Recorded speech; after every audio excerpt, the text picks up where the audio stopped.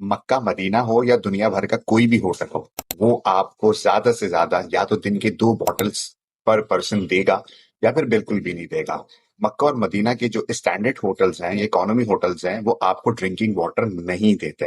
اب مکہ کی گرمی میں یا مدینہ کی گرمی کے اندر وہ 2 بوٹل جو 300 ml کی ہوتی ہیں وہ بھی ناکافی ہوتی ہیں، اور اگر وہ بھی نہ ملے تو اس صورتحال میں کیا کریں؟ اگر آپ باہر سے ڈرنکنگ واٹر پرچیز کرتے ہیں تو میرا خیال ہے کہ 15 دن کے عمرہ پیکج میں آپ کے 20 سے 25 ہزار پر پرسن صرف اور صرف ڈرنکنگ واٹر کے لگ جانا ہے۔ اس صورتحال کا سب سے بہترین حل جو میرے پاس ہے وہ یہ ہے کہ آپ کو یہ جو کین ابھی اس ویڈیو میں نظر آ رہا ہوگا، آپ نے سمپلی ایک کام کرنا ہے، آپ نے یہ فقط 2 یا 3 ریال کا آپ نے مارکیٹ سے اس کو خرید لینا ہے، اور حرم میں مکۃ المکرمہ میں آپ جس بھی کولر سے یا پھر آپ جس بھی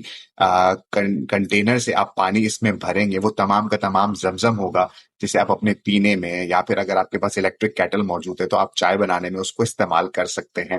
اس کے علاوہ مدینہ طیبہ میں بھی مسجد نبوی کے اندر بھی جتنے کولرز موجود ہیں ان میں بھی زمزم موجود ہوتا ہے، آپ اس کو وہاں سے بھی بھر سکتے ہیں۔ اس کے علاوہ باہر بھی کولرز اویلیبل ہیں جن میں زمزم نہیں بھی ہے تو کم از کم ڈرنکنگ واٹر اویلیبل ہے، آپ وہاں سے اس کو پی سکتے ہیں۔ تو یہ والا جو گیلن ہے 5 لیٹر کا اور 10 لیٹر کا بھی آتا ہے، یہ آپ کو وہاں بھی کام آئے گا، اور جب آپ واپس آئیں گے اپنے ملک میں تو تب بھی آپ کو واٹر اسٹوریج کے لیے یہ بہت زیادہ مفید ہوگا۔